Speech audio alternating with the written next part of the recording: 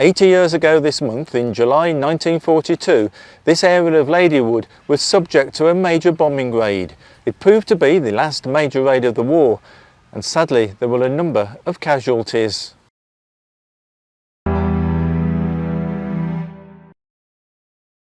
Welcome to Doorstep History. I'm in Rotten Park Street, the site of the Docker Brothers paint factory, where on the 28th of July 1942, 5 firemen succumbed to their injuries following a major bombing raid.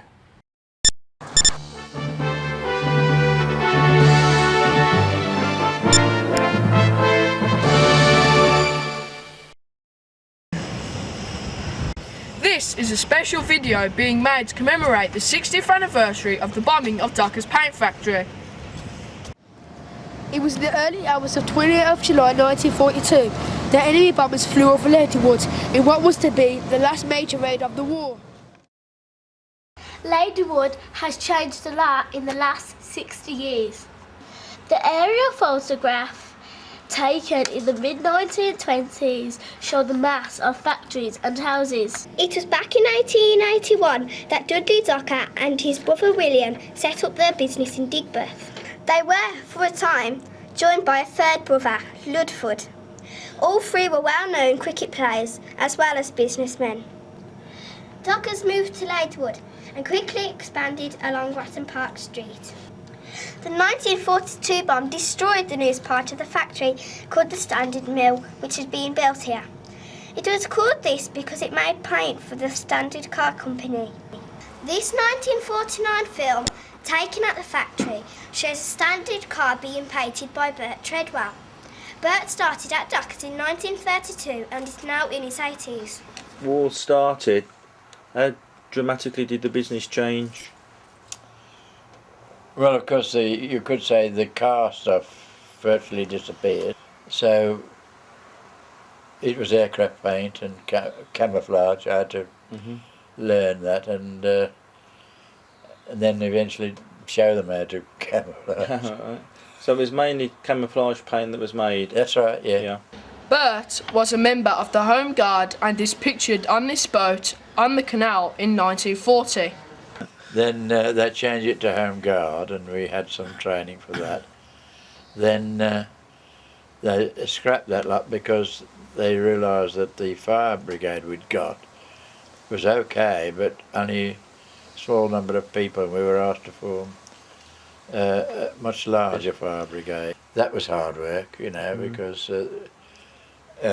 in those days there's no posh equipment like today. You had a huge hose, which was very heavy, for me anyway, because I wasn't tremendously strong. And you've got to run with it, you see, run like heck.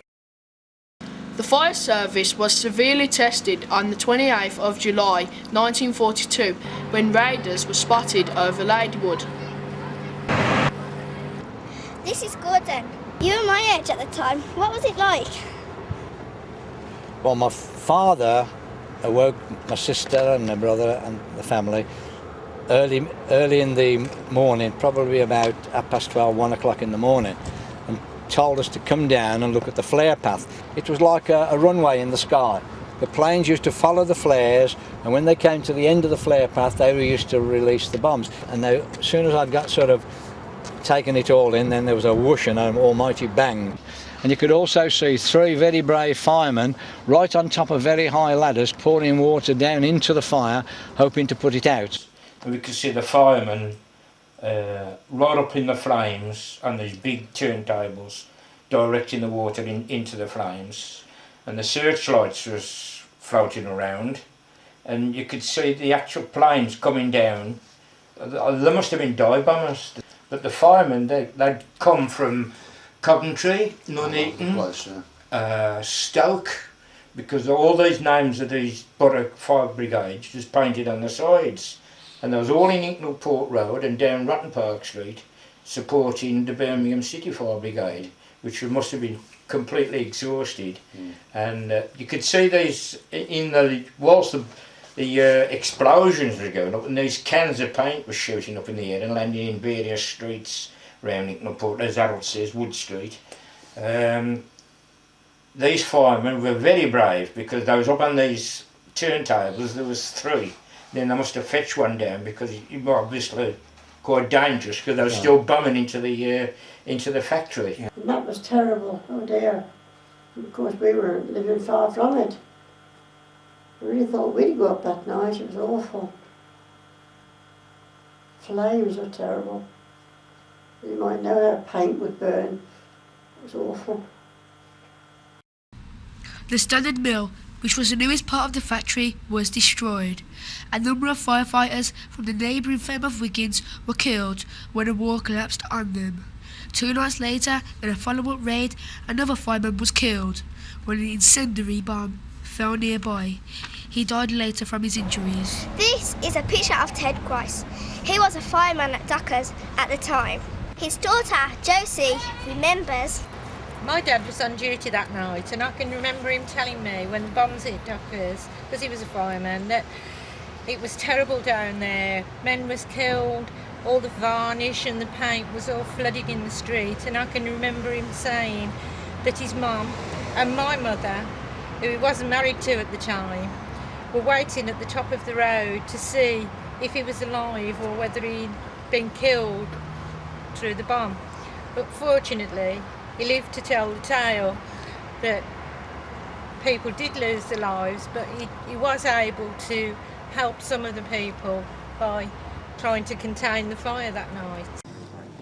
Records which survived the blast showed that plans were immediately put into operation to rebuild the damaged works. After a minimum of delay, the rest of the factory was back at work. A letter dated the 27th of August 1942 from the Ministry of Aircraft Production expressed Appreciation of the gallant behaviour of the fire brigade and others who assisted on the night. The deaths were noted with Deepest regrets. And the company Arranged to pay the sum of £25 to each of the wives of the deceased men. It was decided to erect a plaque in memory of those who were killed, and this was placed near the spot where they died.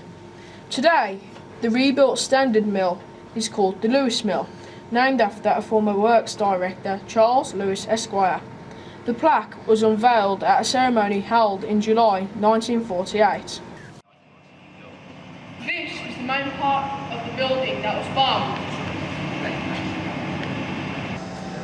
This is where the plaque used to be, but it was taken down for cleaning. And this is the plaque.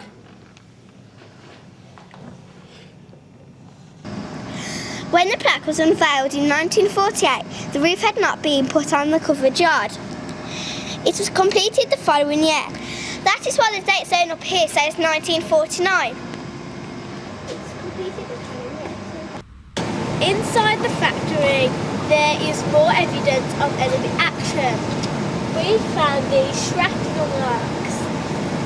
in the mill, there are still a number of twisted girders. We found evidence of an underground air raid shelter came to light over 20 years ago when a workman came across the entrance to it when digging this trench. The underground tanks, which local people feared could explode but didn't, were filled in beneath our feet. The ventilation pipes and numbers indicate where they used to be. In 1949, Dockers made this publicity video showing paint being manufactured in the new Lewis mill. Today, the area is almost deserted and not used.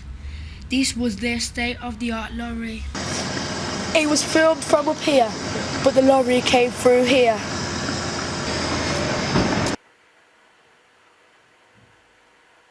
In 1949, they were testing paint samples for cars. Today, similar activities are taking place. For instance, this is a bumper of a Range Rover, and this of Alfa Romeo. Hello. They are also working on paints for mobile phones. Thank you. In 1949, they were not the safety rules and equipment that they have today. The technology has improved a great deal since those early days.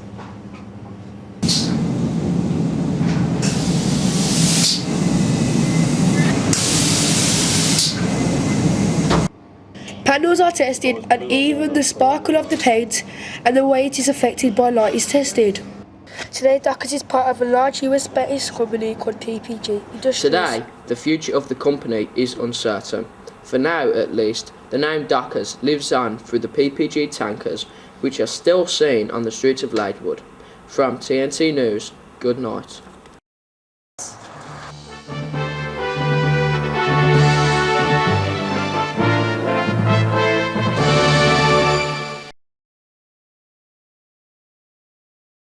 Now, you'll know the saying, no one's irreplaceable. Well, here at Midlands Today, we all understand that only too well now after a meeting a group of very young news reporters. Yes, a team of 11-year-olds has been out and about with camera and notebooks to make a documentary on the bombing of Birmingham in 1942.